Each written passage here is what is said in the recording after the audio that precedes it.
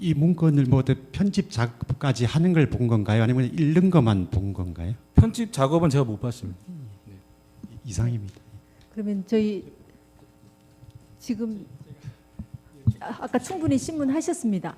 다른 분들께서요.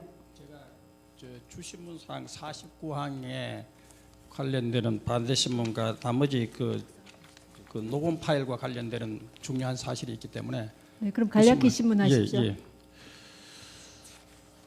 증인 그 49항에 보니까 최순실이 재단기금을 1천억 규모까지 늘리는 사업을 기획하라고 지시한 것이지요 하니까 그렇다고 대답하셨죠? 네, 맞습니다. 예. 그런데 이 재단의 회의록 이사회의 결의에 의해 가지고 네. 재단 기업 1천억 규모 이렇게 결정한 것은 사실이죠. 회의록에. 회의록에 이사회에서 결정해서 예. 아니요, 저는 그런 그러면 사항이 회의록에 없는 것 기재된 거는 그럼 뭡니까? 1천억에 기재된. 그건 최순실 씨가 지시해서 그렇게 기재가 된 것 같습니다. 자, 그러면 네. 미르 재단과 K스포츠 재단이 네. 그 상당 부분의 기업들이 재산 출연을 협조하지 않아 가지고 네네. 774억 원에 그쳤는 것은 알고 있죠.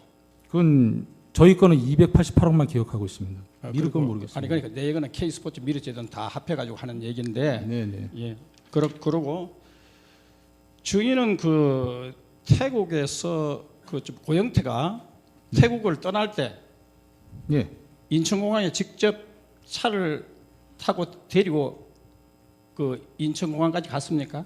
예, 제가 최순실 씨가 예, 그것만 묻습니다. 다른 걸 묻는 게 아니고. 예, 그거 전에 좀 설명을 드려야 될 거예요. 그래서 제가 이제 가게 된 거고요. 예, 최순실 씨가 그 인터넷 기사를 봅니다. JTBC에서 그 기사가 뭐였냐면 고영태와 최순실이 잘하는 건 대통령 연설문을 고치는 것밖에 없다. 그 내용이 나오고 나서 최순실이 저한테 전화가 옵니다. 고영태하고 연락되냐? 얘기를 무슨 일이 있냐? 그랬더니 얘가 지금 이래서 지금 나라가 뒤집힐 것 같다. 얘 빨리 찾아라. 찾아서 빨리 외국으로 보내라. 이런 말을 해요.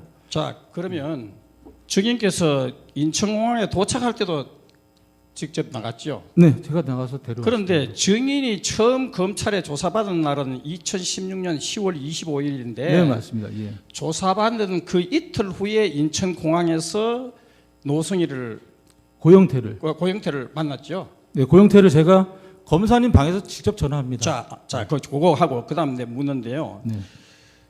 증인께서 네.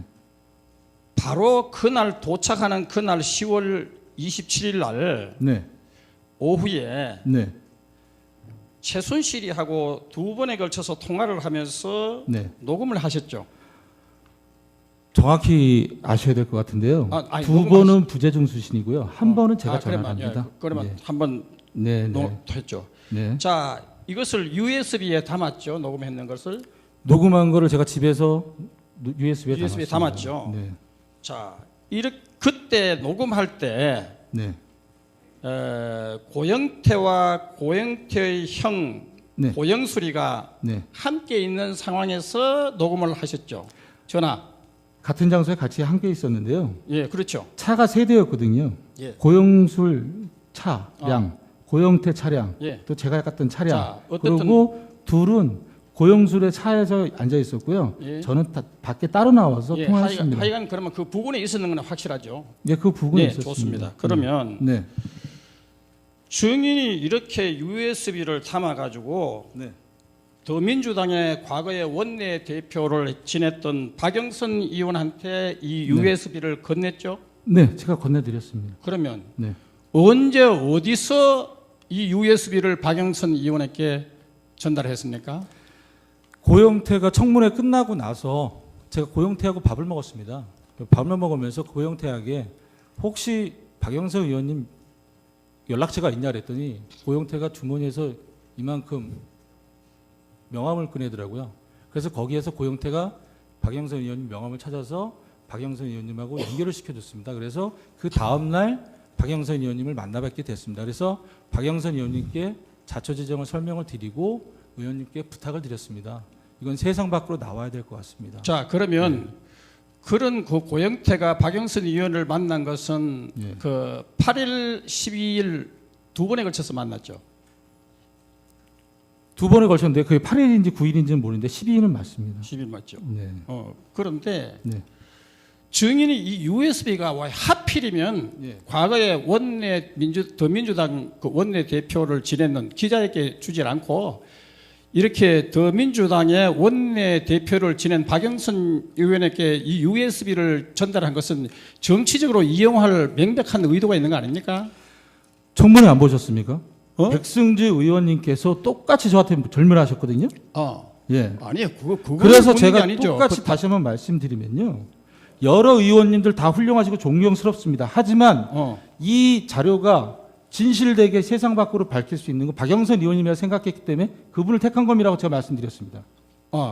자, 오늘요 저도 답답해서 한 말씀 드리는데요. 예, 예. 이경재 변호사가 질문했던 거, 백승재 의원이 질문했던 거, 새누리에서 질문했던 거, 지금 다 중복돼서 이렇게 질문하시고 아니요, 아니 증인 대통령 측 여기- 변호인으로서는 증인한테 얼마든지 신문할 수 있는 권리가 있습니다. 네. 왜냐하면 국민이 뽑은 대통령을 탄핵하는 이 중대한 재판에서 어떻게 증인이 대통령 측 변호인에게 서 무리하고 변호사님 질문 그러면 다 대통령은 끝나셨으면 대통령을 윗버리고 국민을 하찮은 아니, 인간입니까? 제 질문에 대해서 서 변호사님 말씀하시는 게 그런 거 아닙니까 지금? 증인 예. 조용히 하십시오. 서 변호사님 이제 질문 끝나셨으면 아니요. 마무리하겠습니다. 요것만 하고 끝나겠습니다. 자,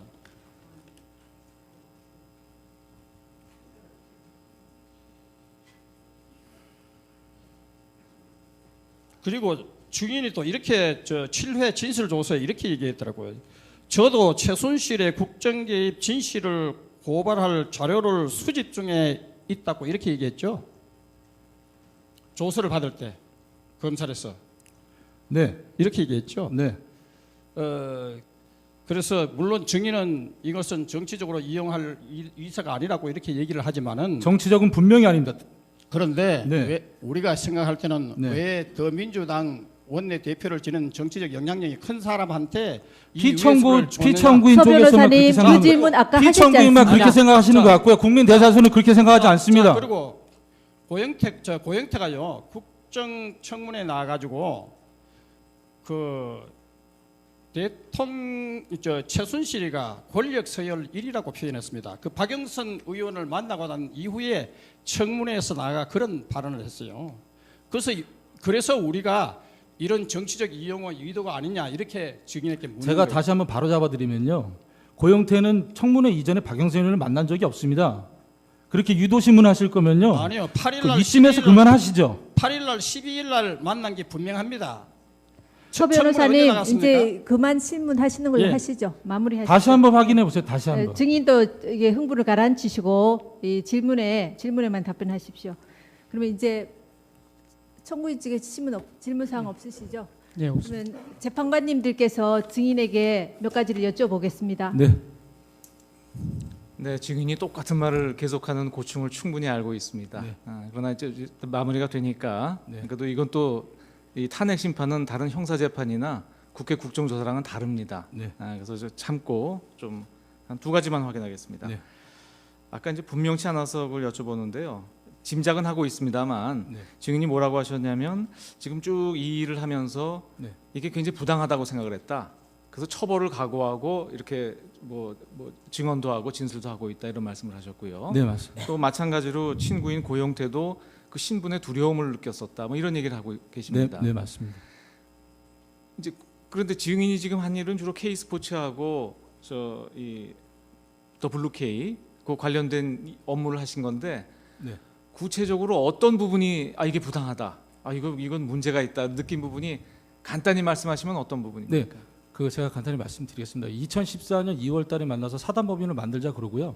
그래서 제가 사단법인에 제가 골격을 만들었더니 최순실이 2건의 문건을 갖고 왔습니다. 그게 이제 김종한테 전달받았다고 갖고 왔습니다. 그러니까 하나의 문건은 그 분당 올림픽 스포츠센터, 그다음 하나 문건은 일산 올림픽 스포츠센터였습니다. 그래서 사단법인이 다 완성이 되면 사단법인에서 육성할 체육인재들이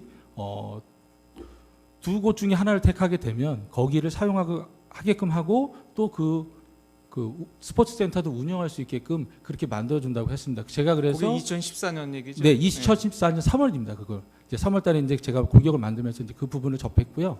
그래서 제가 이거는 정말 부당한 일이구나라고 생각을 했습니다. 그래서 그 부분하고 그 다음에 2015년 8월달 이제 독일 넘어가서 회사도 설립이 안 됐는데 삼성에서 계약을 서두른 점. 그 다음에 삼성하고 계약이 한국에서 벌써 구두로 합의된 점. 이런 부분들이 전 부당하다고 생각했습니다. 그래서